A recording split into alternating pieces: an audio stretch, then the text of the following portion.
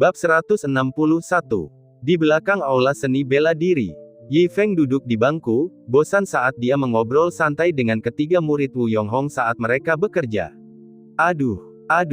Tepat pada saat itu, anjing yang berbaring di kaki Yi Feng mengeluarkan bersin keras beberapa kali. Jika anjing bersin, itu artinya akan turun hujan. Yi Feng mendesah tanpa sadar saat mengucapkan sebuah pepatah kuno dari kehidupan masa lalunya. Ia kemudian bangkit dan pergi ke aula bela diri, mencari-cari di antara tumpukan sampah untuk menemukan sebuah payung yang sudah usang. Kalian bertiga, bawalah payung ini. Dengan begitu, kalian akan siap jika hujan benar-benar turun. Yi Feng melemparkan payung itu kepada tiga murid Wu Yonghong. Menguasai. Ketiga murid Wu Yonghong menatap Yi Feng dengan kaget. Jika mereka ingat dengan benar, payung ini adalah salah satu harta karun kekaisaran yang ditinggalkan Wu Yonghong hari itu. Itu juga salah satu harta karun pendiri sekte Xuan Wu miliknya. Dan dia hanya melemparkannya begitu saja kepada mereka. Tuan, ini adalah barang yang sangat berharga. Rasanya tidak tepat jika memberikannya kepada kami begitu saja, kata Wu Yonghong dengan canggung. Barang yang berharga, Yi Feng tertawa tak berdaya. Bagaimana benda tua lusuh ini bisa dianggap berharga? Itu hanya payung yang rusak. Karena kamu membantuku mengerjakan tugas, kamu seharusnya membawa payung untuk berjaga-jaga jika hujan. Apa masalahnya? Hanya payung yang rusak. Ketiga murid Wu Yonghong terkejut. Ini adalah harta karun kelas kekaisaran. Meskipun mereka masing-masing memilikinya, harta karun itu disimpan dan jarang digunakan.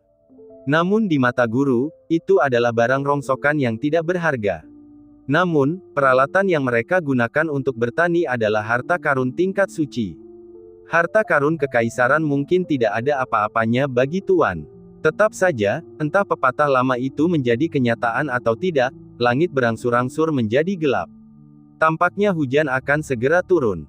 Mengetahui bahwa guru dapat dengan mudah membuat hujan turun hanya dengan satu pikiran, Wu Yonghong tetap tidak dapat menahan diri untuk bertanya, Anda memberi kami payung, tetapi apa yang akan Anda gunakan, guru?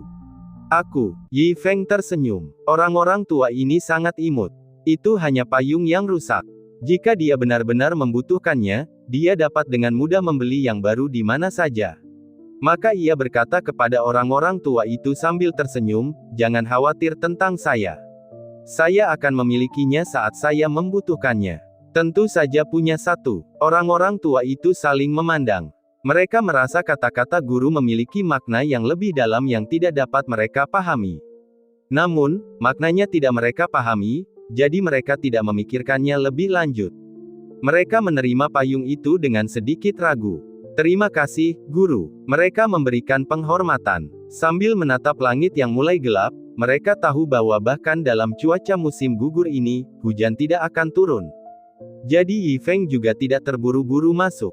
Sebagai gantinya, ia mengeluarkan gitarnya, ingin meningkatkan level penguasaan, cotnya. Lagi pula, dia bisa mengobrol dengan orang-orang tua ini sambil bermain di sini, dan mungkin mendapat pujian jika dia bermain dengan baik.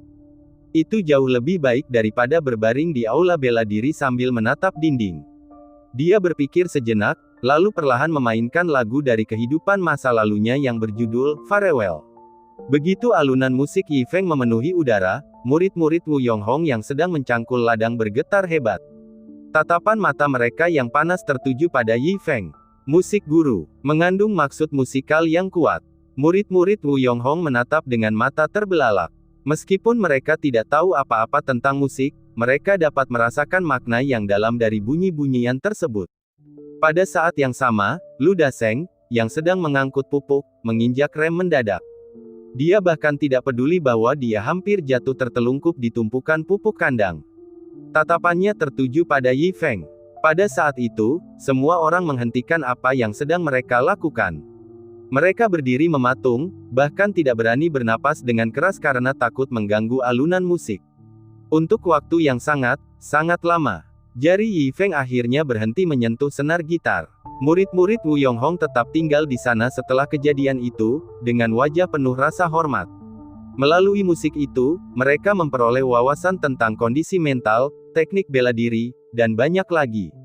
Berada bersama guru sungguh luar biasa. Bukan saja mereka masing-masing memiliki harta karun tingkat suci, tetapi mereka juga menerima anugerah sesekali seperti harta kekaisaran, wawasan musik, dan sebagainya dari guru. Dibandingkan dengan kepuasan Wu Yonghong, Lu Dasheng hampir menangis. Yang lain mengerjakan pekerjaan mudah untuk tuan dan menerima segala macam imbalan. Sementara itu, dia mendapat pekerjaan yang paling pahit, melelahkan, dan kotor, yaitu mengangkut pupuk kandang hari demi hari tanpa imbalan apapun. Sampai hari ini, dia akhirnya mendapatkan hadiah kecil dengan ikut serta. Hal itu memberinya perasaan ketekunan yang telah lama ditunggu-tunggu yang mengarah pada keberhasilan. Ia begitu tersentuh hingga ia bisa menangis.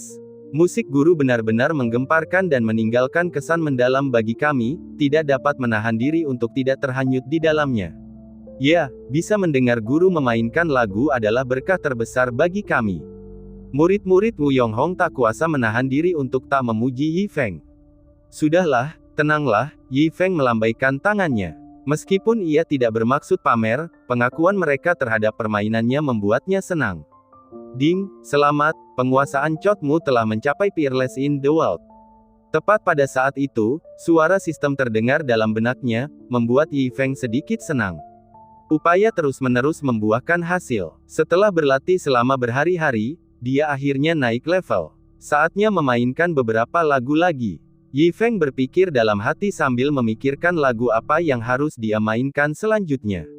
Namun, tiba-tiba langit diselimuti aura pekat dan mengancam. Pada saat yang sama, dua sosok dengan aura yang dahsyat turun dari langit. Tak lama kemudian, mereka melayang di atas aula seni bela diri. Bab 162. Inilah tempatnya. Salah satu dari mereka menatap aula seni bela diri kecil di bawah dan berkata dengan dingin. Yang lainnya mengangguk. Jelas, keduanya adalah Raja Iblis Sura dan Raja Iblis Fudao dari klan Matahari Merah. Bagaimana menurutmu? Raja Iblis Fudao bertanya. Kelihatannya biasa saja. Tanda matahari merah di dahi Raja Iblis Sura berkedip sedikit saat dia mengamati sekelilingnya dengan tajam. Jelas, karena tempat ini telah menyebabkan kejatuhan Ao King Cheng, mereka berdua tidak meremehkan situasi dan tidak serta-merta menyerbu secara membabi buta. Tidak. Setelah menyelidikinya, Raja Iblis Sura mengubah pernyataannya sebelumnya, aula seni bela diri ini memang luar biasa. Tidak heran King Cheng jatuh di sini. Mendengar ini, alis Raja Iblis Fudao sedikit berkerut. Dia cepat-cepat melirik ke arah yang dituju Raja Iblis Sura dan tiba-tiba menyadari beberapa aura luar biasa di tanah kosong di belakang balai seni bela diri. 3 Raja Bela Diri Manusia, dan seorang Kaisar Bela Diri. Suara Raja Iblis Fudao terdengar berat saat dia bertanya. Ya, Ao King yang tidak berguna itu juga ada di sana. Pandangan Raja Iblis Sura kerap kali menyapu ketiga Raja Bela Diri, sementara dia langsung mengabaikan pemuda yang terbaring di kursi dan seorang pria berjubah hitam yang pikirannya lemah dan tengah menangkap kupu-kupu. Apa yang dilakukan Raja Bela Diri dan Kaisar Bela Diri itu? Raja Iblis Fudao bertanya lagi.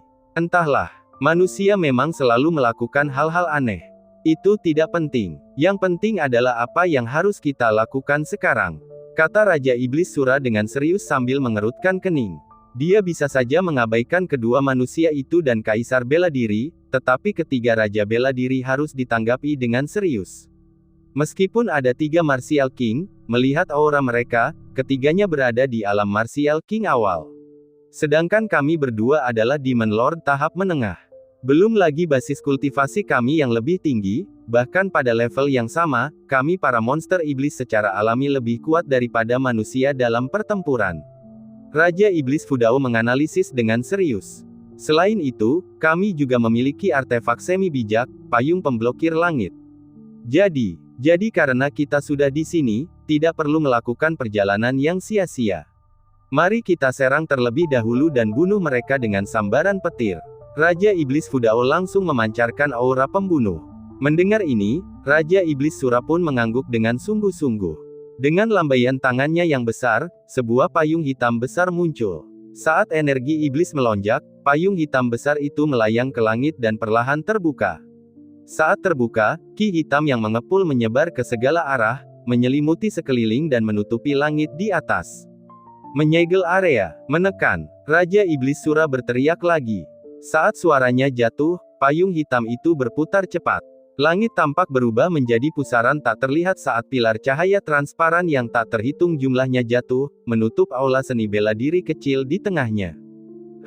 Wu Yonghong dan dua orang lainnya yang tengah mencangkul tanah pun langsung merapatkan kedua telapak tangannya, menatap ke langit. Apa ini? Melihat kejadian itu, ketiga orang itu sangat terkejut. Saat mereka terkejut, mereka juga menyadari efek kuat yang dibawa oleh payung hitam itu. Tidak hanya menutup sekeliling, payung itu juga menekan kultivasi mereka. Jadi, ada dua raja iblis yang datang untuk membuat masalah bagi Tuan. Aku akan membunuhmu. Chu Guangxi langsung marah. Sambil berteriak pelan, dia mengangkat cangkulnya, hendak menerjang dua raja iblis di langit. Stabil. Namun, Wu Yonghong menekan bahu Chu Guangxi. Apa yang sedang kamu lakukan?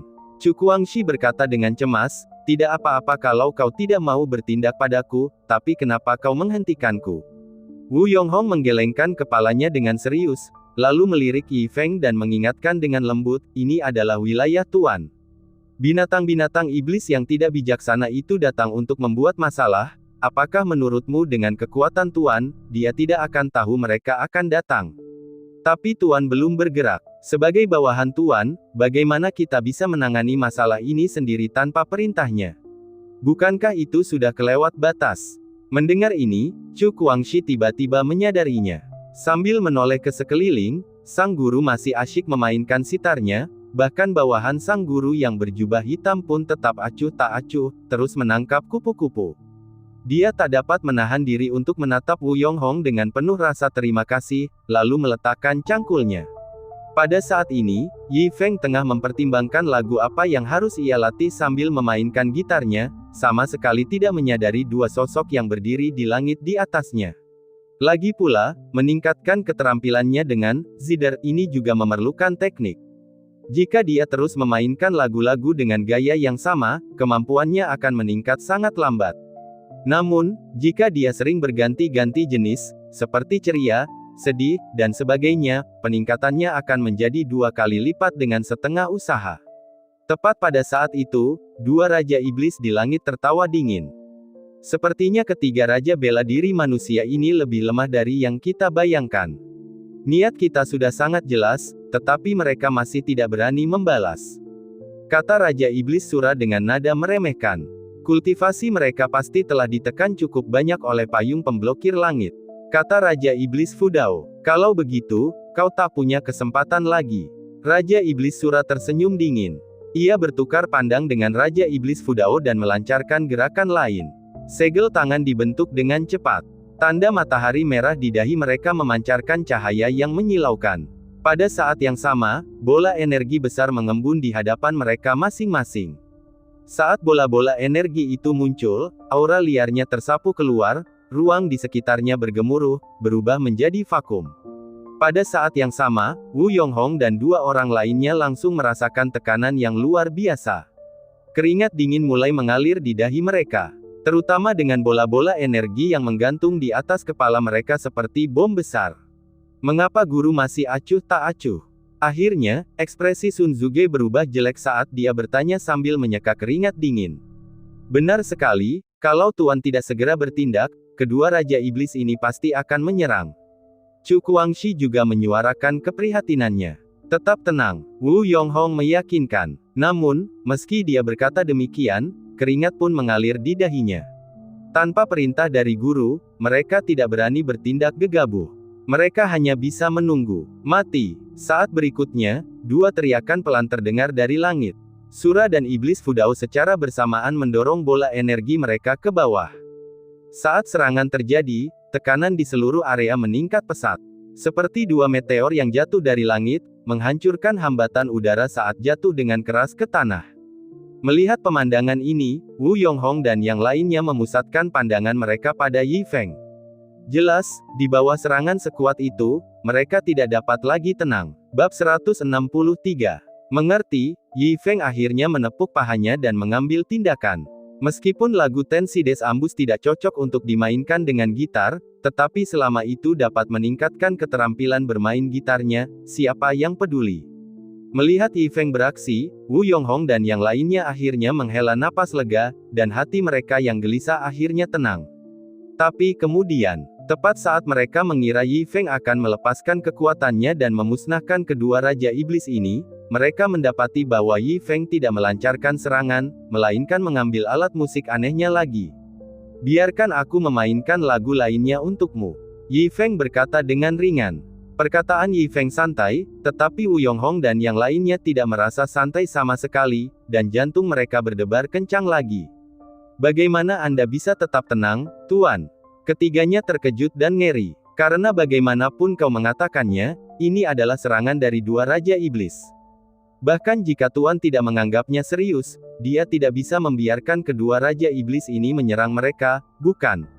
Lagi pula, jika serangan itu benar-benar terjadi, Tuan mungkin tidak terluka, tetapi itu akan menjadi bencana bagi mereka.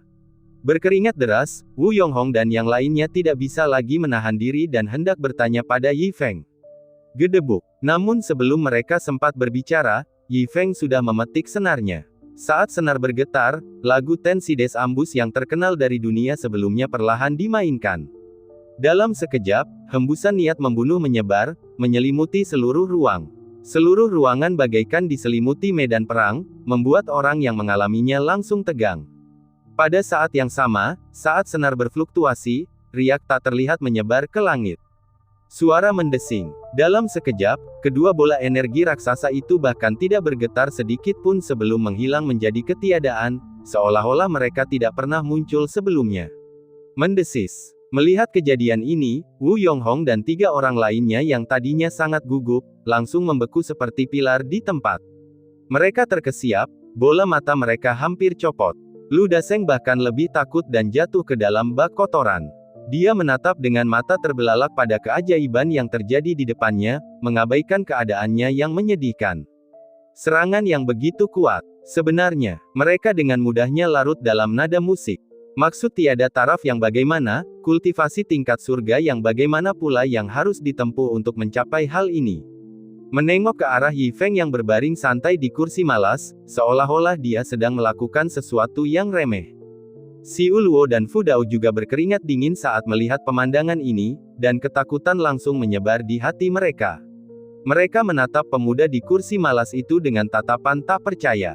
Baru sekarang mereka mengerti bahwa orang terkuat di perguruan bela diri ini bukanlah tiga kaisar bela diri yang mereka lihat, melainkan pemuda berpenampilan paling biasa yang sedang berbaring di kursi malas. Cara yang tak tertandingi seperti itu secara langsung membuat keduanya kehilangan keinginan untuk bertarung.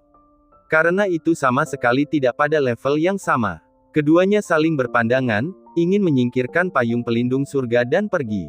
Namun, not musik lain tiba-tiba menyebar dari gitar Yi Feng dan menyelimuti Xiu Luo dan Fu Dao. Mata keduanya terbelalak. Di bawah energi ini, keputusasaan memenuhi mata mereka, dan mereka tidak tahu bagaimana cara melawan. Dalam sekejap, energi tak kasat mata itu mengalir lewat. Dua Raja Iblis Agung dari klan Serigala Iblis Penelan Surga langsung lenyap tak berbekas, seolah-olah mereka tidak pernah datang. Dan langit mendapatkan kembali ketenangannya. Yang tersisa hanyalah payung hitam besar tanpa tuan, yang perlahan melayang turun dari langit. Melihat pemandangan ini, Wu Yonghong dan yang lainnya sudah tercengang. Meskipun mereka tahu kekuatan tuan itu hebat, mereka belum pernah merasakannya sebegitu jelas sebelumnya. Dua Raja Iblis yang hebat. Orang-orang yang mengamuk di Nansha, begitu mudahnya dibasmi. Fiuh. Saling memandang, terkesiap, mereka semua dapat melihat keterkejutan yang amat sangat di mata masing-masing. Tidak heran kalau Tuan tidak menganggap serius serangan kedua orang itu sama sekali. Sekarang kalau dipikir-pikir lagi, merekalah yang terlalu tidak sabar. Akhirnya, Yi Feng selesai memainkan seluruh lagu Ten Sides Ambus. Meskipun gitarnya tidak cocok untuk memainkan lagu semacam ini, namun secara keseluruhan rasanya masih tidak buruk, dan Yi Feng merasa cukup puas. Dia tersenyum dan melihat ke arah Wu Yonghong dan yang lainnya. Tetapi dia mendapati mereka semua berdiri di sana dengan tercengang, seolah linglung. Merasakan tatapan Yi Feng, Wu Yonghong dan yang lainnya segera tersadar dan memuji dengan tulus, "Yang mulia membuat kami memuja dan mengagumi. Melihat sikap Tuan hari ini telah memperluas wawasan kami." Mendengar kata-kata pujian itu, Yi Feng tersenyum tak berdaya. Itu hanya sebuah lagu, namun mereka memujinya seperti ini. Namun, ia juga mengerti. Belum lagi keterampilan gitarnya yang luar biasa yang diperolehnya melalui sistem, lagu Tenshi Desu Ambus sendiri saja sudah mengejutkan. Ini adalah warisan budaya tanah airnya dari 5.000 tahun yang lalu. Tidak masalah, tetaplah tenang. Meskipun Yi Feng cukup bangga dalam hati, dia tetap melambaikan tangannya dengan rendah hati dan tertawa. Bab 164. Itu bukan masalah besar. Wu Yonghong dan yang lainnya tidak dapat menahan diri untuk tidak mendecak lidah. Dua Raja Iblis Agung, yang kekuatannya dapat menghancurkan sebuah kota, tidak ada apa-apanya bagi guru Yi Feng. Mungkin hanya guru yang bisa mengatakan sesuatu seperti ini.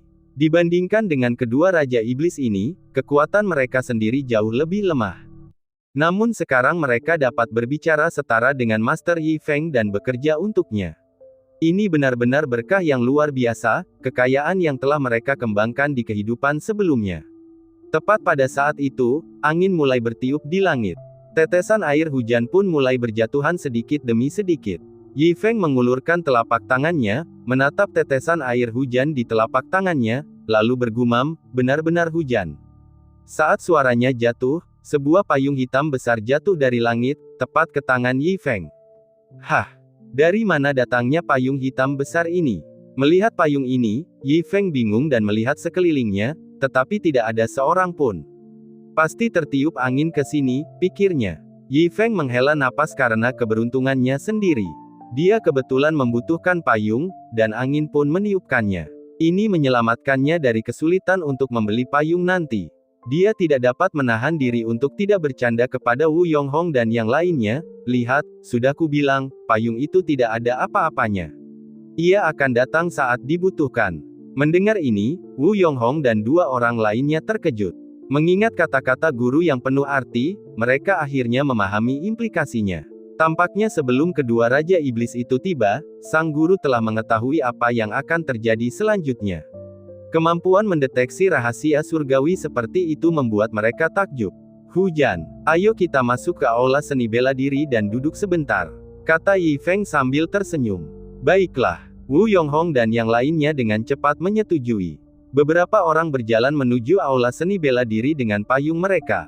Setelah beberapa langkah saja, mereka mendapati Lu Daseng berdiri di dekat tangki septik, menatap mereka penuh harap, dengan sedikit kesedihan di matanya. Anda, Yi Feng hendak mengajaknya ikut, tetapi melihat penampilannya yang penuh sampah, dia akhirnya menahan diri. Setelah ragu-ragu sejenak, dia mengeluarkan 10 koin emas dari dadanya dan berjalan mendekati Lu Daseng sambil menutup hidungnya. Melihat ini, mata Lu Daseng menjadi bersemangat. Kau sebaiknya tetap di sini dan mandi di tengah hujan, kata Yi Feng dengan canggung. Pada saat yang sama, ia mengulurkan telapak tangannya, ini kompensasi untukmu. Kompensasi. Mendengar dua kata ini, Lu Daseng menganggukkan kepalanya dengan gembira. Kemudian di bawah tatapan penuh harapnya, Yi Feng meletakkan 10 koin emas di tangannya. Apa? Melihat 10 koin emas ini, Lu Daseng hampir menangis. Ekspresinya penuh warna. Bukankah mereka sedang membicarakan tentang kompensasi? Mengapa hanya 10 koin emas? Kok bisa barang yang diberikan ke orang lain adalah harta karun, tapi kalau sampai ke dia malah sampah, koin emas? Tepat saat dia sedang sangat marah, Yi Feng tampaknya dapat merasakan pikirannya dan tidak dapat menahan diri untuk tidak mengerutkan kening. Meskipun dia punya uang, 10 koin emas masih merupakan kompensasi yang besar. Orang ini benar-benar rakus, mencoba menelan seekor gajah. Nada suaranya menjadi kurang sopan saat dia bertanya, apakah Anda keberatan? Pertanyaan ini membuat Lu Daseng menelan kembali kata-kata di mulutnya. Mengingat kengerian yang dialami lelaki itu tadi, dia tidak berani membantah. Dia hanya bisa menggelengkan kepalanya patuh, dengan wajah penuh keluhan. Hujan. Lambat laun bertambah berat. Wajah Lu Daseng dipenuhi tetesan air. Tidak jelas apakah itu semua air hujan atau bercampur dengan air mata. Di suku serigala iblis langit yang melahap, Ao Bifang dan yang lainnya duduk dengan hikmat di aula utama klan Matahari Merah, tanpa mengucapkan sepatah kata pun. Suasananya sangat menyedihkan. Karena fisiknya, Ao Qingcheng mengembangkan ilmu bela diri khusus, yang memungkinkannya untuk maju dengan cepat. Begitu dia mencapai alam Raja Iblis, dia pasti akan menjadi ratu suku berikutnya. Namun sekarang Ao Qing sudah tiada. Ao Qingcheng sama saja dengan kehilangan keunggulannya sebelumnya. Bahkan jika alam rahasia dibuka, tidak pasti apakah dia bisa menerobos ke Raja Iblis. Dengan satu gerakan ini, Ao Qing telah mengubah usaha mereka selama bertahun-tahun menjadi sia-sia. Selain itu, mereka sudah menemui jalan buntu dengan Kaisar Pemakan Langit, jadi mereka hanya bisa menunggu kabar dari dua Raja Iblis besar, Sura dan Fudao, dengan harapan bisa berhasil menangkap Ao Qing dan membawanya kembali. Kemudian mereka akan memaksa Ao Qing untuk tunduk dan membuatnya mengakui di depan seluruh suku bahwa ia telah melanggar Ao Qingcheng. Dengan tekanan opini publik ini, itu akan membawa pengaruh besar bagi klan kekaisaran, memaksa Kaisar Pemakan Langit untuk memberi mereka penjelasan, atau bahkan secara langsung menyerahkan posisi Kaisar Pemakan Langit. Ini adalah satu-satunya cara serangan balik yang mungkin efektif saat ini. Jangan khawatir, Tuan Bifang. Dengan adanya para penguasa iblis Sura dan Fudao yang beraksi, menangkap Ao Qing yang terbuang itu pasti akan mudah. Pada saat ini, seorang tetua berkata dengan lembut kepada Ao Bifang. Ao Bifang mengangguk muram. Dia tidak khawatir tentang hal ini. Lagi pula, dengan dua Raja Iblis besar yang beraksi, mustahil untuk gagal merebut aula seni bela diri kecil. Saat itu, seorang pelayan bergegas masuk dengan cemas sambil berteriak panik, "Tuan Bifang, ini buruk, sesuatu yang besar telah terjadi." Apa yang sedang terjadi? Mata Ao Bifang berkilat, dan dia juga punya firasat buruk. Dia meraih pelayan itu dan bertanya dengan berat. Pada saat yang sama, semua orang juga memandang ke arahnya. Bab 165. Laporkan kepada para senior, kartu takdir Raja Iblis Sura dan Raja Iblis Fudao telah rusak, kata bawahan itu dengan suara gemetar. Setelah berbicara, dia berlutut di tanah, gemetar. Apa? Hanya dengan satu kata saja, hal itu menyebabkan keributan besar. Termasuk Ao Bifang dan yang lainnya, hampir pada saat yang sama, mereka semua berdiri. Aura mengerikan beredar di sekitar makhluk-makhluk kuat ini, dan seluruh aula langsung menjadi sangat menindas. Banyak sekali benda berubah menjadi debu, dan mereka yang kultivasinya sedikit lebih lemah merasa sulit untuk berdiri. Di wilayah Raja Iblis, mereka biasanya akan meninggalkan kartu takdir di klan, sehingga mereka dapat mengetahui status hidup dan mati anggota klan yang keluar pada suatu waktu. Dan ketika kartu takdir hancur, itu juga berarti pemilik kartu takdir telah musnah. Mengapa ini terjadi? Mengapa ini terjadi? Akhirnya, setelah hening sejenak, Ao Bifang berteriak dengan suara dingin, tubuhnya gemetar, dan di depannya, tubuh bawahan itu langsung berubah menjadi hujan darah. Pada saat ini, hatinya hampir berdarah. Perlu diketahui, meskipun klan Matahari Merahnya kuat, Raja Iblis jelas merupakan kekuatan tempur teratas, dan masing-masing seperti pilar pendukung. Kehilangan dua orang sekaligus. Kehilangan yang sangat besar. Belum lagi masalah Ao Qingcheng sebelum ini. Ao Qing, ini semua gara-gara Ao Qing, gerutu Ao Bifang sambil menggertakkan giginya. Raja Iblis klan Matahari Merah, dengarkan baik-baik, kami berangkat sekarang juga. Aku ingin melihat apa yang melingkari Ao Qing, naga atau harimau. Ya, para ahli menjawab serempak. Lalu, mengikuti langkah Ao Bifang, lebih dari 20 ahli terbang ke langit bersama-sama, meninggalkan bayangan kecil di tanah.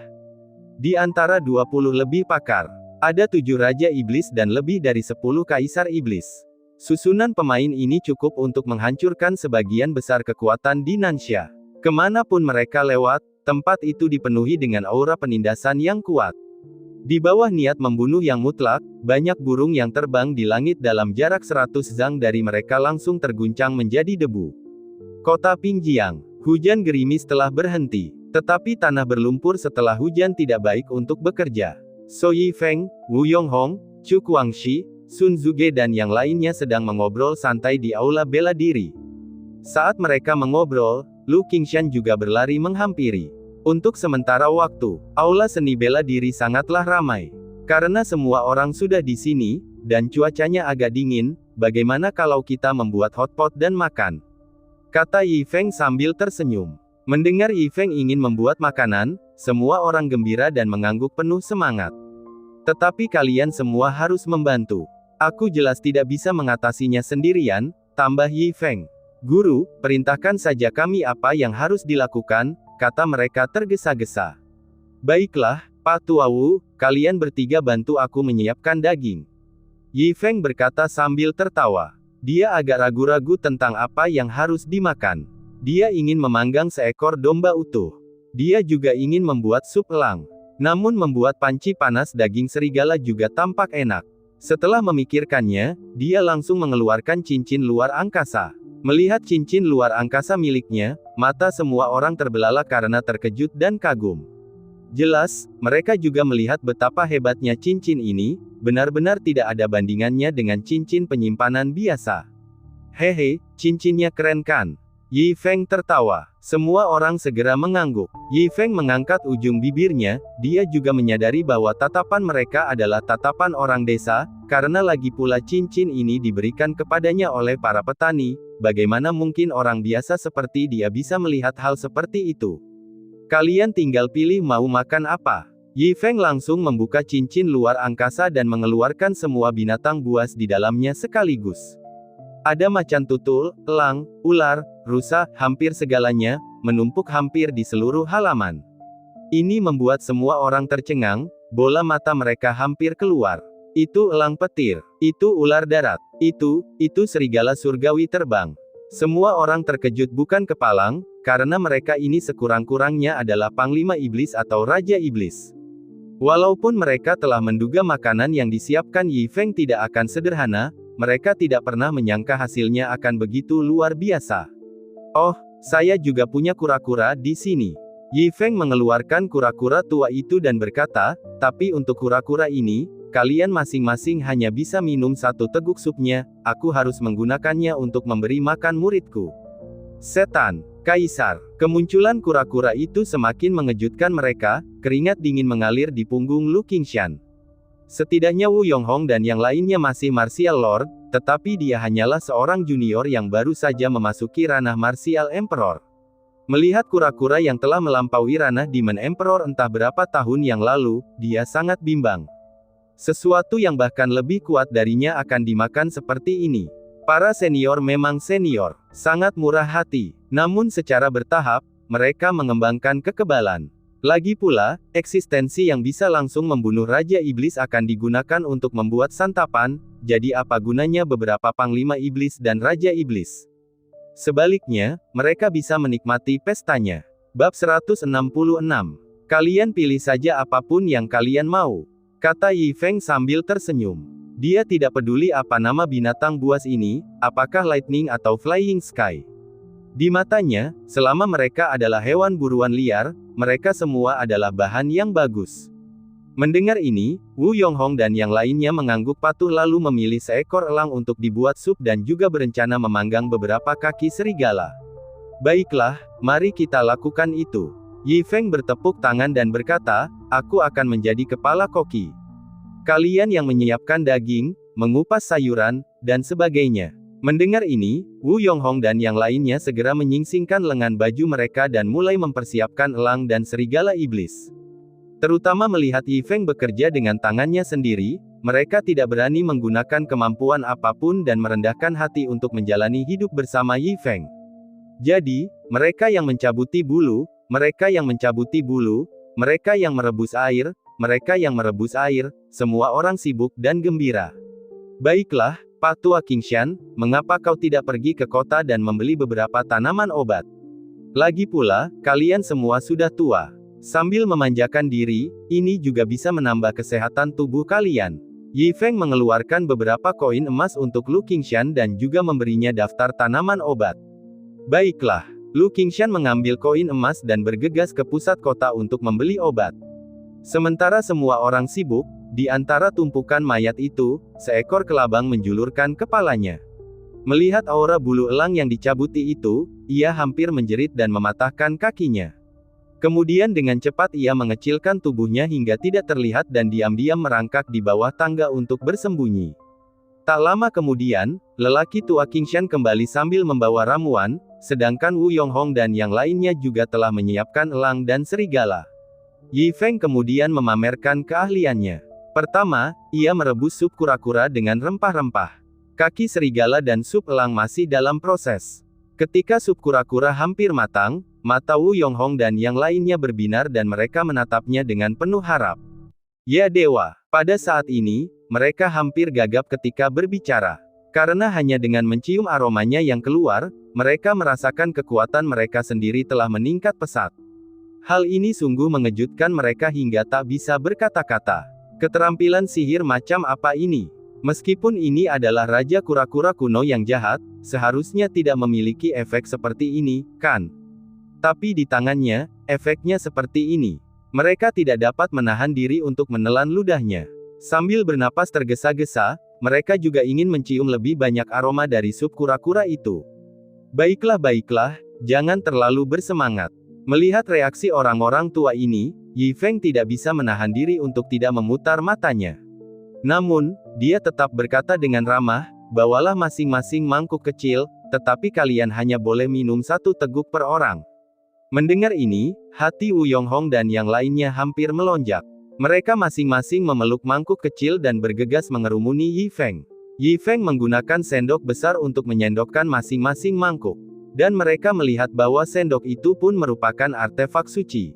Rahang mereka hampir ternganga. Ayah, tenanglah, jangan bersikap seolah kamu belum pernah melihat dunia.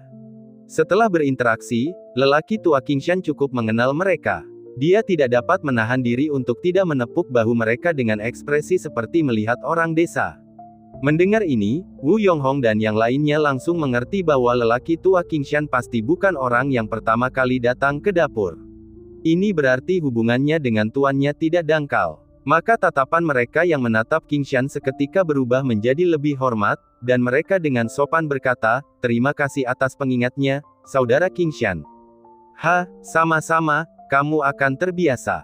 Qingshan tanpa sadar membusungkan dadanya, merasa cukup bangga. Jadi bagaimana jika kultivasi Wu Zong jauh lebih tinggi dariku? Tapi aku sudah mengenal gurunya terlebih dahulu, jadi dia tetap harus bersikap sopan padaku. Akhirnya, Yi Feng menyendokkan semangkuk kecil sup untuk mereka masing-masing, dan membawa sisanya kepada Zong Qing. Sambil menatap mangkuk di tangan, napas mereka menjadi cepat. Sambil menelan ludah, mereka langsung menghabiskannya dalam mangkuk, tanpa mencicipi sedikit pun karena mereka memakannya sampai habis. Astaga! Hampir seketika, Wu Yonghong berteriak. Dia merasakan dantiannya memanas, dan kultivasinya benar-benar meningkat dengan mantap. Pada tingkat ini, dia takut dia akan menembus Martial Ancestor. Mendengar teriakan ini, Yi Feng keluar. Melihat Wu Yonghong memeluk perutnya, wajahnya menjadi masam dan dia berteriak, apa yang kau teriakkan, kau akan mengganggu muridku. Jika kau perlu menerobos, pergilah lebih jauh. Mendengar ini, Wu Yonghong bergidik dan langsung mengerti. Dia membungkuk pada Yi Feng, lalu bergegas berlari keluar pintu utama. Setelah Wu Yonghong berlari keluar, Lu Qingshan dan yang lainnya juga segera membungkuk pada Yi Feng sebelum bergegas mengejarnya. Cepat-cepat, jangan membuat tuan menunggu. Ayo cepat menerobos, kata Wu Yonghong, menekan tanda-tanda terobosan. Cepatlah ke gerbang Qingshan milikku. Gerbang Qingshan milikku memiliki formasi yang dapat mempercepat waktu untuk sementara. Ayo cepat ke sana dan menerobos, desak Lu Qingshan. Kelompok itu bergegas dengan kecepatan penuh menuju gerbang Qingshan. Mereka semua sakit perut dan butuh pertolongan segera. Mungkinkah ada yang salah dengan supku? Melihat ekspresi mereka yang seperti sembelit, Yi Feng menjadi bingung. Melihat mangkuk kecil berisi sup kura-kura di tangannya, dia tiba-tiba kehilangan makan dan menuangkannya ke dalam mangkuk anjing. Anjing Ershing melihat ini dan matanya berbinar. Dia segera melahapnya sambil menyeruput. Tak lama kemudian, anjing itu terkejut dan berlari keluar seperti gumpalan asap. Apakah kura-kura itu terlalu bergizi sehingga mereka tidak bisa mengatasinya? Melihat anjing itu bereaksi seperti ini, Yi Feng mendecak lidahnya. Dia melihat Zong Qing berbaring di tempat tidur, berharap dia tidak akan berakhir dengan kotoran di seluruh tempat tidur. Untungnya, setelah menunggu beberapa saat, situasi ini tidak terjadi. Yi Feng akhirnya menghela napas lega. 1 jam kemudian, Lu Qingshan dan yang lainnya kembali ke pintu masuk aula seni bela diri dengan penuh semangat. Pada saat ini, semuanya telah berhasil menerobos. Lu Qingshan naik dari tahap kaisar bela diri awal ke tahap leluhur bela diri pertengahan, sementara Wu Yonghong dan 3 orang lainnya naik dari tahap yang mulia bela diri awal ke tahap leluhur bela diri awal. Tingkat terobosan ini ibarat menembak langsung ke awan. Ini juga pertama kalinya dalam hidup mereka membuat terobosan seperti itu. Namun, melihat aula seni bela diri di depan, tatapan mereka bahkan lebih penuh hormat. Karena mereka mengerti, semua itu diberikan oleh sang guru. Di luar kota Plum Blossom, di sebuah susunan teleportasi yang kurang dikenal, sekelompok orang kuat berjubah hitam berjalan keluar dengan niat membunuh. Lalu mereka terbang ke udara menuju kota Plum Blossom. Bab 167. Wu Yonghong dan yang lainnya tidak tahu tentang semua ini saat ini. Mereka baru saja bersiap untuk kembali ke aula seni bela diri dengan gembira ketika mereka menemukan bahwa tidak jauh dari pintu, seseorang yang acak-acakan dan berbau busuk sedang menempel di sudut dinding, menatap mereka dengan wajah penuh kerinduan. Itu Lu Daseng. Melihat aura yang bahkan lebih mengerikan dari sebelumnya, matanya penuh dengan rasa iri. Terutama ketika dia melihat leluhur tua Lu Qingshan menjadi tak terduga, suasana hatinya menjadi lebih kacau. Meskipun mereka tidak bertukar lebih dari beberapa patah kata, melihatnya seperti ini, mereka tetap merasa kasihan padanya. Mereka hanya tidak tahu apa yang telah dilakukannya hingga membuat tuannya marah. Wu Yonghong menghela napas, menepuk bahunya, lalu berjalan ke aula seni bela diri. Kamu masih punya harapan. Saat Chu Guangxi berjalan lewat, dia juga menghiburnya dengan sebuah kalimat. Teruslah berusaha. Sun Zuge juga menyemangatinya. Ketika Lu Qingshan lewat, dia menggelengkan kepalanya dan berkata dengan sungguh-sungguh, sudah kubilang jangan datang, tapi kamu tidak mau mendengarkan. Karena Tuan belum mengatakan apapun, sebaiknya kamu terus menyekop kotoran itu. Melihat kelompok yang bersemangat itu, Lu Daseng merasa hidungnya masam. Pada hari hujan seperti ini, rasanya seperti ada pasir yang masuk ke matanya. Karena Lu Qingshan dan yang lainnya telah keluar selama sekitar 1 jam, daging elang panggang dan kaki serigala sudah siap pada saat mereka kembali. Tepat pada waktunya, hujan pun telah berhenti total. Yi Feng kemudian memerintahkan mereka untuk mendirikan meja di halaman kecil di belakang aula. Di dalam panci, daging elang sedang mendidih, bersama tumisan paprika, lobak, dan lauk pauk lainnya, sehingga mengeluarkan aroma yang menggugah selera. Selain kaki serigala, Yi Feng juga telah menyiapkan 2 piring kacang panggang untuk menemani anggurnya. Melihat meja penuh makanan, mata Wu Yonghong dan yang lainnya berbinar, menggosok tangan mereka dengan bersemangat, tetapi mereka tidak berani mengambil sumpit tanpa sepengetahuan Yi Feng. Melihat orang-orang tua yang pendiam ini, Yi Feng tersenyum tipis. Kita semua adalah kenalan di sini, tidak perlu bersikap sopan di tempatku. Jika kamu terus bersikap pendiam, aku tidak akan menyambutmu di sini lain kali. Mendengar hal itu, tubuh beberapa lelaki tua bergetar. Mereka semua mengangguk seperti ayam mematuk nasi. Pada saat yang sama, rasa hormat mereka terhadap Yi Feng pun tumbuh. Bagi seorang master setingkatnya yang tidak bersikap angkuh di hadapan juniornya, dan malah bersikap ramah, jika mereka bisa memiliki sedikit saja keadaan kembali ke kesederhanaan, prestasi mereka pasti akan melampaui apa yang mereka miliki saat ini. Kemarilah, anggur terbaikku. Saat dia menerobos tadi, leluhur tua Lu Qingshan telah mengosongkan persediaan gerbang Qingshan, mengeluarkan botol-botol anggur berkualitas untuk ditaruh di atas meja. Tidak buruk. Yi Feng tampak sangat setuju sambil tersenyum, namun ia menatap ke arah orang-orang tua itu dan berkata sambil menyeringai, minum ya minum, tapi kalian orang-orang tua, jangan coba-coba mempermainkanku. Kami tidak berani. Mereka buru-buru menggelengkan kepala. Bahkan tanpa pengingat Yi Feng, mereka tidak berani melakukan apapun, seperti memaksa orang minum dengan basis kultivasi mereka. Bukan saja akan membuat tuannya tidak senang jika mereka melakukan itu, dalam kontes minum, siapa di antara mereka yang hadir dapat mengalahkan Yi Feng jika mereka benar-benar menggunakan dasar kultivasinya. Sementara suasana di halaman aula seni bela diri tampak ramai, lebih dari 20 ahli teratas dari Red Sun Meridian turun dari langit. Momentum mereka dapat digambarkan sebagai deras. Ya dewa, lihat, begitu banyak pakar top. Wah, siapa orang-orang ini? Mereka bisa terbang di udara, setidaknya mereka pasti berada di alam martial spirit.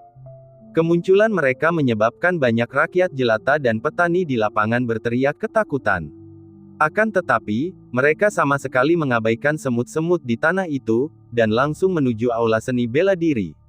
Tuan Bifang, berdasarkan metode pelacakan yang digunakan oleh Tuan Kota sebelumnya terhadap Ao King seharusnya tidak berada di aula seni bela diri sekarang.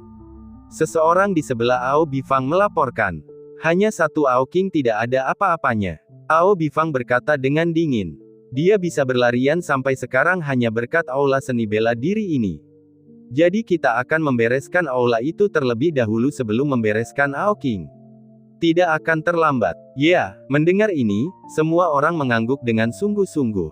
Tak lama kemudian, aula seni bela diri kecil muncul di depan mata mereka.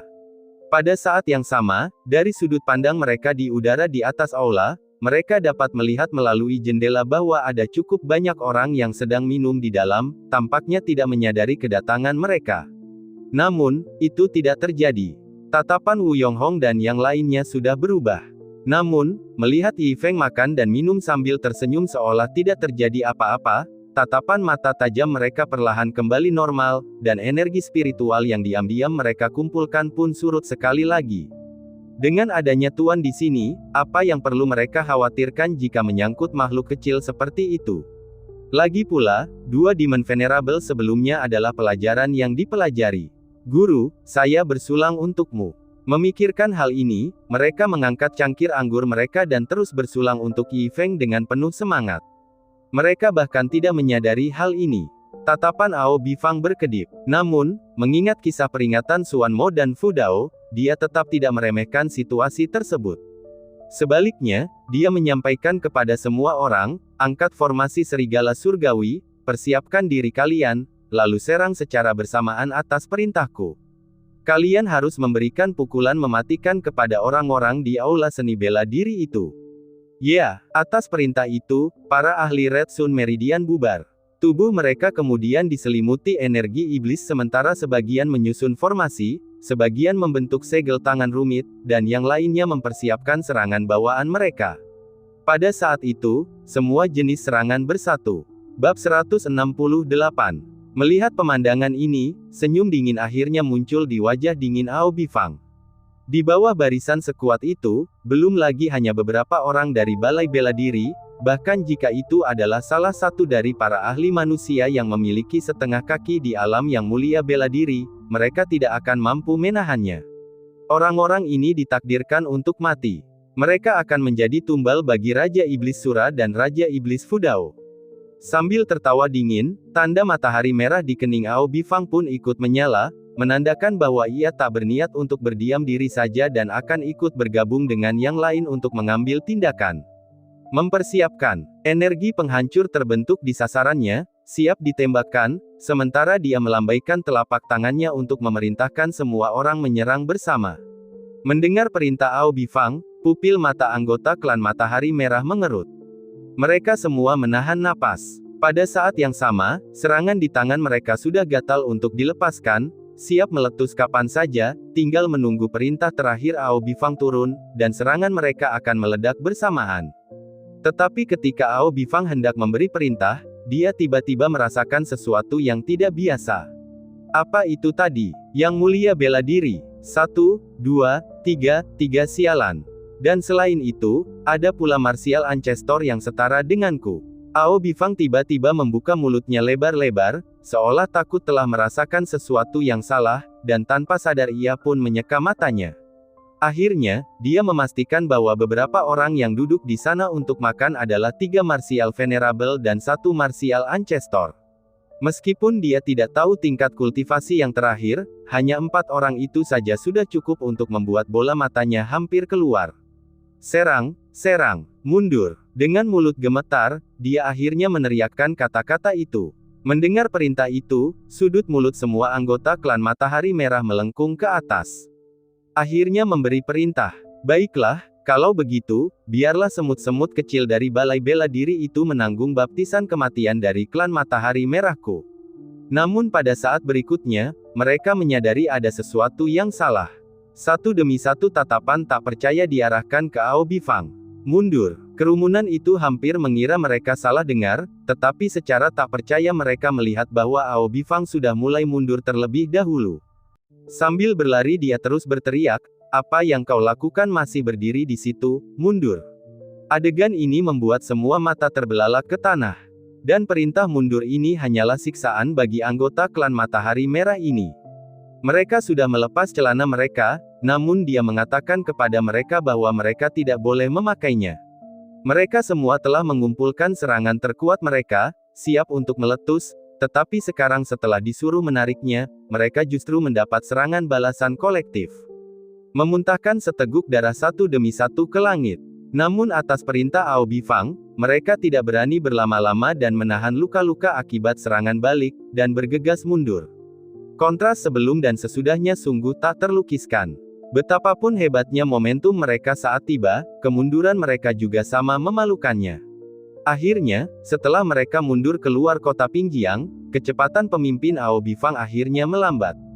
Bernapas dengan berat melalui mulutnya, wajahnya penuh dengan ekspresi seseorang yang nyaris lolos dari kematian. Tuan Bifang, apa sebenarnya yang terjadi di sini? Akhirnya seseorang bertanya kepada Ao Bifang tentang alasannya. Benar sekali, Tuan Bifang, bukankah kita sepakat untuk menyerang bersama? Lalu mengapa Anda menyuruh mundur di saat kritis? Benar, kita semua mengalami serangan balik, tolong berikan semua orang penjelasan. Setelah pertanyaan orang pertama, yang lain juga menyuarakan pertanyaan mereka kepada Ao Bifang. Terhambat oleh statusnya, meskipun mereka tidak berani bersikap bermusuhan, ada sedikit nada mencela dalam nada bicara mereka. Kau pikir aku tidak ingin bergerak?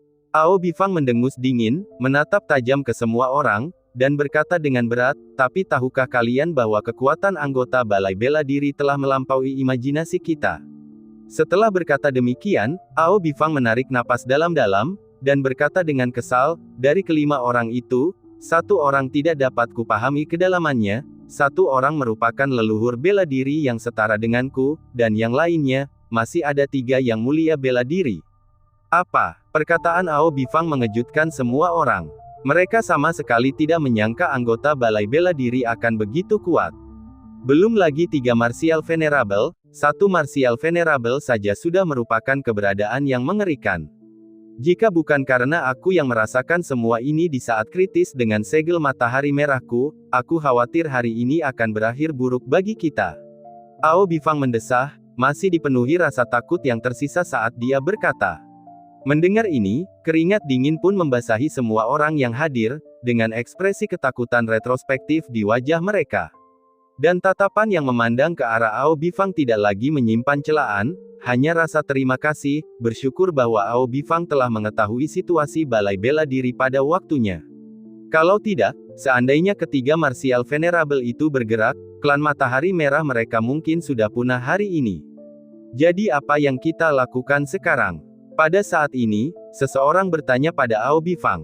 Pupil mata Ao Bifang mengerut, wajahnya penuh frustrasi saat dia berkata, untuk Balai Bela Diri, kita hanya bisa menjaga jarak. Namun, bukankah tadi kau bilang bahwa Ao King tidak ada di Balai Bela Diri? Mendengar ini, mata orang banyak langsung berbinar. Maksudmu? Benar sekali, pergilah ke Aula Bela Diri dan langsung lakukan gerakan pada Ao King, tangkap dia terlebih dahulu sebelum membahas hal lainnya. Aku tidak percaya bahwa bahkan jika itu untuk Ao King yang tidak berguna itu, orang-orang di Aula Bela Diri masih akan datang mencari masalah. Bab 169. Ide yang bagus sekali. Kita tangkap saja Ao King secara langsung. Benar, kita memang tidak sebanding dengan orang-orang di Balai Bela Diri, tapi apakah kita masih tidak bisa mengatasi Ao King? Satu demi satu suara antusias terdengar, memberi secercah harapan kepada setiap orang. Setelah hantaman dari Balai Bela Diri tadi, mereka ingin sekali mencari tempat untuk melampiaskan kekesalan mereka. Sekarang setelah penangkapan Ao King disebutkan, mereka pun bersemangat untuk pergi. Tuan Bifang, menurut pelacakan di kota Pingjiang, Ao King tidak hanya tidak berada di kota, tetapi dia juga sangat jauh dari kota. Dia seharusnya berada di sisi lain pegunungan Shogunate, jauh di dalam pegunungan 100.000. Kata bawahan itu kepada Ao Bifang. 100.000 gunung. Pupil mata Ao Bifang mengerut saat dia berkata dengan dingin, tidak apa-apa juga. Lagi pula, semakin jauh dia dari Aula Bela Diri, semakin baik untuk kita. Sambil berkata demikian, dia melambaikan tangannya. Ayo pergi. Atas perintahnya, banyak master teratas klan Matahari Merah berangkat menuju pegunungan 100.000. Meskipun mereka telah menabrak tembok yang menyerang aula seni bela diri, mereka benar-benar percaya diri kali ini. Bagaimanapun, ini adalah pertemuan kekuatan tempur teratas klan Matahari Merah.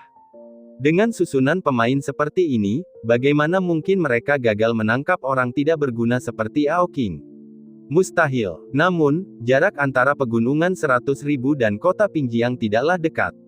Bahkan jika harus bergegas ke sana, Ao Bifang dan yang lainnya akan membutuhkan waktu yang cukup lama. Sementara itu, di aula seni bela diri, anggur masih mengalir bebas dan mereka bersenang-senang minum. Terutama dengan anggur yang dibawa oleh leluhur Qingshan, yang luar biasa. Ditambah lagi, mereka tidak berani menggunakan kultivasi mereka untuk minum, jadi setelah beberapa saat, kecuali Yi Feng yang masih baik-baik saja, keempat lelaki tua lainnya sudah mabuk dan berwajah merah. Khususnya Patriark Qingshan, mengacungkan jari-jarinya yang berbentuk anggrek dan menari-nari, sambil mengenang kisah cinta masa mudanya yang romantis. Biar ku beritahu, aku tidak sedang menyombongkan diri, tapi aku sangat tampan saat masih muda. Gadis-gadis yang tergila-gila padaku bisa membentuk antrean panjang, kata Patriark Qingshan dengan arogan, wajahnya memerah karena minum. Puff, melihatmu sekarang, kau pasti tidak menarik saat masih muda. Bahkan jika gadis-gadis menyukaimu, selera mereka pasti buruk, kata Chu Guangxi tidak percaya. Patriark Qingshan melotot ke arahnya, wajahnya yang merah semakin memerah saat dia berkata, hentikan omong kosong itu, apakah aku terlihat seperti orang yang suka membual? Jangan kaget saat aku memberitahumu, aku pernah menangani 36 gadis sekaligus. 36. Semua orang terkejut, bahkan Yi Feng sedikit terkejut. Pria, tahu kan, minum sedikit dan sedikit menyombongkan diri adalah hal yang normal. Teruskan, ceritakan pada kami bagaimana kau berhasil melakukannya. Sun Zuge mendesak dengan penuh semangat. Mendengar ini, semua orang menajamkan telinga. Melihat semua orang begitu tertarik, Patriark Qingshan terus membual dengan puas. Ia uraikan semua dengan sangat rinci dari awal sampai akhir, dari ujung kepala sampai ujung kaki, dari jauh sampai dekat, bahkan ia tidak tahu berapa banyak lebayan yang telah ia tambahkan. Butuh waktu setengah jam penuh sebelum dia akhirnya selesai. Bisakah kamu mengajariku caranya? Tepat pada saat itu, sebuah suara tiba-tiba terdengar dari pintu kamar sebelah. Semua orang menoleh dan mendapati Zhong Qing sudah bangun dan mengintip dari ambang pintu. Entah sudah berapa lama dia menguping di sana. Sambil berbicara, dia tidak dapat menahan diri untuk menjilati bibirnya, matanya penuh kerinduan terhadap pemandangan yang digambarkan oleh Patriark Qingshan. Bocah kecil, seharusnya dia tidak belajar hal-hal seperti ini. Cepatlah kembali tidur. Yi Feng menatapnya dengan marah. Meskipun ada sedikit rasa bahagia di wajahnya karena murid kecilnya akhirnya terbangun. Mendengar ini, Zhong Qing buru-buru menundukkan kepalanya dan bergegas kembali untuk berbaring. Penampilan Zhong Qing tidak menyurutkan suasana hati mereka. Setelah Patriark Qingshan, orang tua lainnya juga mulai membual dan menceritakan kisah lama mereka sendiri. Seperti bagaimana Lu Qingshan pernah menghamburkan kekayaannya pada seorang wanita cantik. Bagaimana Wu Yonghong dipukuli hingga setengah mati karena seorang wanita ketika dia masih muda dan digantung di lubang pembuangan selama setengah bulan. Bagaimana Sun Zuge mengintip gadis desa sebelah yang sedang mandi saat dia masih kecil. Melihat sosoknya yang samar dan punggung telanjang membuatnya sampai gadis itu berbalik dan dia menyadari dengan ngeri bahwa itu adalah ayah gadis desa itu. Meninggalkan Sun Zuge tanpa minat pada wanita selama bertahun-tahun setelahnya. Adapun Chu Guangxi, dia semurni selembar kertas kosong, membuat semua orang curiga dia mungkin lebih menyukai pria karena mereka secara naluriah menggeser kursi mereka lebih jauh darinya. Tuan, bisakah Anda berbagi cerita apapun yang Anda miliki? Setelah semua bualan itu, Lu Qingshan dengan hati-hati bertanya pada Yi Feng. Yang lainnya pun menyaksikan dengan penuh semangat. Yi Feng tersenyum, meletakkan cangkir anggurnya, dan berpikir sejenak. Aku tidak punya cerita khusus. Jika aku harus memikirkan sesuatu, itu pasti dari dunia lain. Dunia lain. Terkejut, semua orang langsung menggigil, alkohol membuat mereka takut. Bab 170. Yi Feng mengangguk ringan. Lagi pula, mereka hanya minum-minum dan membual, jadi dia tidak peduli apakah mereka percaya atau tidak. Tetapi dia tidak tahu bahwa kata-katanya membuat hati mereka bergetar dan kekaguman mereka mencapai tingkat yang lebih tinggi. Selama mereka mengenal Yi Feng, mereka belum pernah benar-benar memastikan tingkat kultivasinya, dan Yi Feng sendiri belum pernah mengungkapkan informasi apapun tentang kultivasinya. Selain itu, mereka tidak berani bertanya, jadi mereka hanya bisa menebak kultivasi Yi Feng berdasarkan beberapa metode yang ditunjukkannya. Hari ini, Yi Feng akhirnya mengungkapkan sedikit petunjuk tentang kultivasinya. Kekal, tidak diragukan lagi, abadi. Meskipun mereka sudah menduganya sebelumnya, itu hanya tebakan. Namun kali ini, itu adalah bukti kuat. Karena mereka yakin bahwa bahkan Kaisar Bela Diri terkuat di benua Sungai Abadi sama sekali tidak dapat melakukan perjalanan antar dunia. Hanya para abadi legendaris dari alam atas yang dapat mencapai prestasi seperti itu. Mereka tidak dapat menahan rasa hormat yang lebih besar terhadap Yi Feng, dan rasa bangga yang kuat membuncah dalam hati mereka. Kemuliaan ini bukan hanya untuk mereka pribadi, tetapi juga untuk keturunan mereka yang akan menjelajahi benua di masa depan. Mereka akan dapat mengangkat kepala mereka tinggi-tinggi dan mengatakan bahwa leluhur mereka telah bekerja untuk keabadian dan makan bersama. Itu benar-benar memuliakan leluhur mereka. Mengapa kalian semua begitu gembira saat aku menyebutkan dunia lain? Yi Feng memutar matanya ke arah mereka. Melihat hal itu, mereka menundukkan mukanya yang memerah karena malu. Meski berpindah antar dunia adalah hal remeh bagi senior mereka, tetap saja hal itu mengejutkan untuk didengar. Silakan lanjutkan, Tuan. Ya, bisakah Anda memberitahu kami tentang dunia itu? Ceritakan kepada kami beberapa kisah tentang dunia itu. Mereka menatap Yi Feng penuh harap dan bertanya. Yi Feng mengangguk. Mengingat kehidupan sebelumnya menggugah emosinya. Dia masih belum bisa melupakannya setelah bertahun-tahun. Baiklah, dia akan menceritakan sebuah kisah untuk mereka dengarkan. Lagi pula, mereka hanya membual sambil mabuk. Itu peradaban lain. Orang-orang di dunia itu juga sangat cerdas dan kuat. Jika mereka mengeluarkan ciptaan mereka, menghancurkan benua Sungai Abadi akan mudah. Mereka bahkan bisa membuat semua kehidupan di seluruh benua punah. Astaga, mendengar ini, Wu Yonghong dan yang lainnya bergidik. Mereka saling berpandangan, keterkejutan tampak jelas di mata mereka. Kemampuan seperti itu sungguh mengerikan. Benua Sungai Abadi begitu luas, namun tak seorang pun pernah mendengar ada orang yang mampu menghancurkan seluruh benua, apalagi membuat semua kehidupan punah. Pada level apa kamu berada di dunia itu? Wu Yonghong bertanya dengan hati-hati. Aku, Yi Feng tersenyum dan berkata, aku hanya orang biasa. Tentu saja, aku hanya orang biasa saja jika dibandingkan dengan orang-orang yang sangat kuat itu. Apa? Tingkat paling bawah.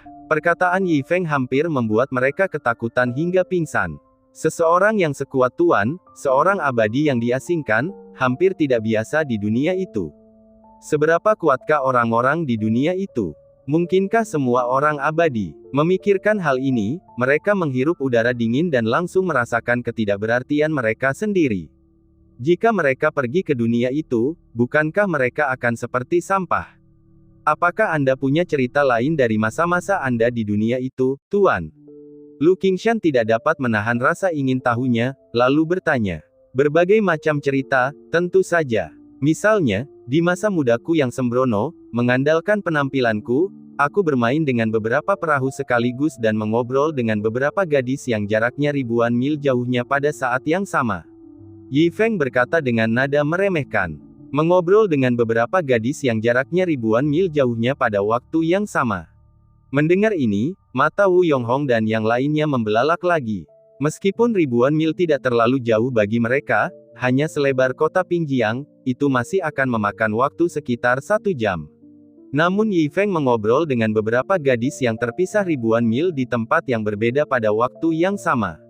Kemampuan macam apa ini? Memutar ruang, berbicara dengan banyak gadis secara bersamaan, Tuan, kemampuan Anda benar-benar mengerikan. Mereka tidak dapat menahan diri untuk tidak berseru kagum. Apa yang menakutkan tentang itu? Di dunia itu hanya keterampilan dasar. Yi Feng memutar matanya ke arah mereka tanpa berkata apa-apa. Itu hanya ponsel. Tetapi dia tidak menjelaskan terlalu banyak, atau celotehnya tidak akan ada habisnya. Namun, Wu Yonghong dan yang lainnya sangat terkejut hingga tak dapat dipercaya. Kemampuan seperti itu hanyalah keterampilan dasar. Tampaknya dugaan mereka bahwa orang-orang di dunia itu memiliki kultivasi abadi rata-rata tidak diragukan lagi benar. Ngomong-ngomong, aku memang waktu itu. Yi Feng mengambil secangkir anggur dan tertawa mengejek. Matanya penuh dengan nostalgia akan dunia itu. Mengungkit kisah-kisah memalukan masa lalunya juga merupakan cara untuk menghargai dirinya yang nekat di usia 18 tahun dan masa mudanya. Terutama malam-malam yang dihabiskannya dengan menatap ponsel sambil menunggu pesan, mengamati postingan di media sosial untuk menebak perasaan orang lain, dan tertidur di kelas. Dia memang, tapi siapa bilang itu bukan masa muda? Petik 2 tanda tanya petik 2. Wu Yonghong dan yang lainnya tidak bisa menahan diri untuk bertanya. Yi Feng melirik mereka. Kelompok orang tua ini benar-benar perlu tahu segalanya. Dia mengejek, anggap saja ini sebagai pujian. Begitu ya, Tuan pasti. Wu Yonghong dan yang lainnya mempelajari istilah baru dan dengan bersemangat menggunakannya untuk memuji Yi Feng. Mendengar ini, wajah Yi Feng menjadi gelap dan otot-otot wajahnya berkedut tak terkendali. Dia benar-benar telah menembak kakinya sendiri. Malam berangsur-angsur menjadi gelap. Anggur terus mengalir. Kebanggaan itu terus berlanjut. Perlahan-lahan, beberapa orang tidak dapat menahan minuman keras mereka. Wu Yonghong dan Lu Qingshan pernah terjatuh di bawah meja, masing-masing memeluk kaki meja dan mendengkur. Sun Zuge dan Chu Guangxi tergeletak di lantai, Sun Zuge memeluk kaki Chu Guangxi. Sambil bergumam dalam tidurnya, ia sesekali mengendus. Mendesah. Yi Feng mendesah pelan, sedikit mabuk saat dia menatap bulan terang, sambil menenggak sepanci anggur keruh sendirian. Dia mengambil gitarnya dan duduk di atap. Bulan yang cerah, kapankah engkau akan berada di sana, untuk minum anggur udara bersamaku? Aku tidak tahu di aula surga, hari ini tahun berapa. Senar gitar dipetik pelan, mengiringi bunyi gitar, suara merdu terdengar samar-samar.